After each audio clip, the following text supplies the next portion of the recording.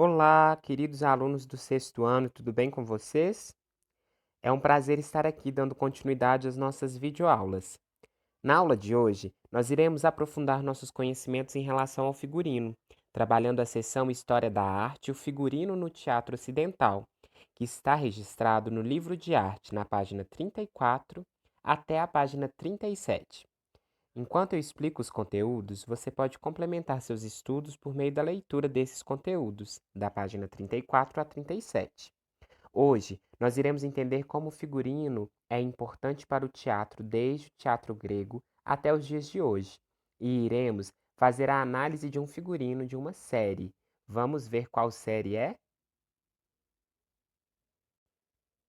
Convido vocês a fazerem uma breve viagem no tempo comigo. Nós vamos pensar a história do figurino desde a Grécia até hoje.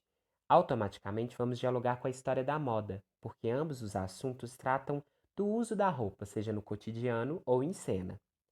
O teatro grego surgiu no século IV a.C., no teatro ocidental, e foi dividido entre comédia ou tragédia.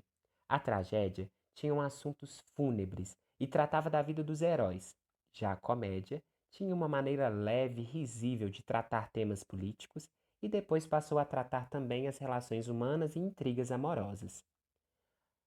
Tínhamos como referência no figurino o uso de túnicas que lembravam até os deuses gregos, e também máscaras. As máscaras já representavam se seriam comédias ou tragédias a serem apresentadas, pois as máscaras poderiam ter traços leves, que representariam então a comédia, ou traços bem dramáticos representando a tragédia. Veja aqui dois exemplos, um de uma máscara representando a comédia e outra máscara representando a tragédia. Aos poucos, as máscaras da tragédia e da comédia viraram o símbolo do teatro e das artes cênicas. Damos um salto no tempo e chegamos no século XV, onde, na Idade Média, surgiu um movimento chamado Comédia dell'arte. Aqui já temos o uso da máscara para uma outra coisa. Cada máscara representava um único personagem. Aqui temos alguns exemplos: Capitano, Pantalone, Putinella, Doutore, Arlecchino, Brighella, Tartaglia. Cada máscara tinha suas principais características, e o ator, ao vesti-la, tinha que trazer essas características para a voz e para o seu corpo. Cada ator interpretava um único personagem durante toda a sua vida. Incrível isso, né? Esses personagens eram chamados de tipos. Poderiam ser velhos, os enamorados, os sábios, os empregados atrapalhados. Você sabia que a comédia dell'arte incentivou a criação do Chaves?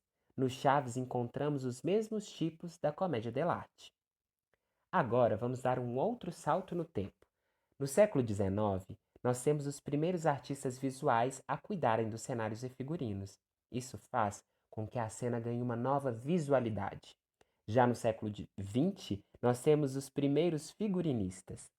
Agora iremos fazer um movimento de retomar desde os anos 1900 até atualmente como se deu essa modificação na vestuária.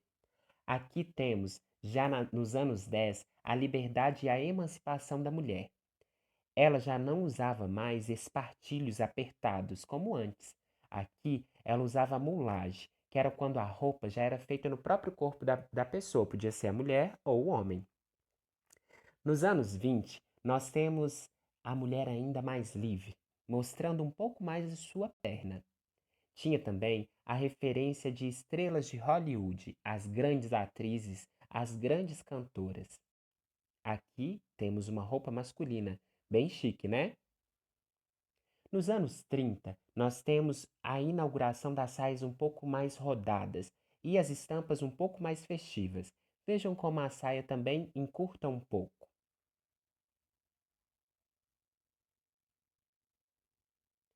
Nos anos 40, nós temos ainda mais a utilização de cores vibrantes. O batom também começa a ganhar um pouco mais de força no vestuário. Nos anos 50, temos a inauguração do jeans e ele ganha força total, principalmente com o advento do rock, já nos anos 60. Nos anos 70, temos os movimentos da discoteca e o movimento hippie. Então, muitas estampas como o xadrez, o couro também, mas a bolinha, estampas, né, que são chamadas de poá, ganham destaque. Nos anos 80, temos as roupas extravagantes, que contrastavam as roupas hippies de anteriormente. Veja aqui, por exemplo, o excesso de cores, sobreposições e a importância do jeans. Temos, nos anos 80 em diante, a utilização muito forte dos videoclipes como referências para a roupa. Aqui temos as roupas dos anos 90. Essa é a foto de uma série que se chama Friends. Ela retrata muito a roupa utilizada nos anos 90. Eu indico para vocês, hein? É uma série muito boa. Nos anos 2000, nós temos roupas com mais estilo, mostrando principalmente o corpo das pessoas. Aqui temos algo que marca essa década. São vestidos com camisas por baixo. Já nos anos 2010, nós temos um retorno à década de 30 e 40 e uma moda ainda mais hipster, com cores fluorescentes, uma moda skatista, enfim, várias tribos começam a fazer parte dessa linguagem da década de 2010. Muito bem, encerramos esse grande tour pela moda e pela história do figurino. Agora chega a nossa terceira parte da aula de hoje. Para finalizarmos essa incrível aula de figurino, eu convido vocês a fazerem uma atividade a partir de algum personagem. Eu, como exemplo, vou utilizar o personagem da Anne, da série Anne with E, que é da Netflix. Não reparem se eu não falei correto em inglês, não. Depois vocês me ajudem com a pronúncia, combinado? Essa série retrata esse personagem da Anne, Anne com E. Ela utiliza cores bem terrosas e normalmente dialoga com a natureza. Isso porque a personagem gosta muito da natureza. Vejam como a roupa dela difere desses dois personagens, principalmente no início da série. Sem spoiler, mas é que a personagem aos poucos vai entrando dentro dessa família. Ela também, aos poucos, vai fortalecendo sua amizade com as demais pessoas e entrando no mesmo patamar social que os outros. Isso faz com que ela vá melhorando a sua roupa ao longo das séries.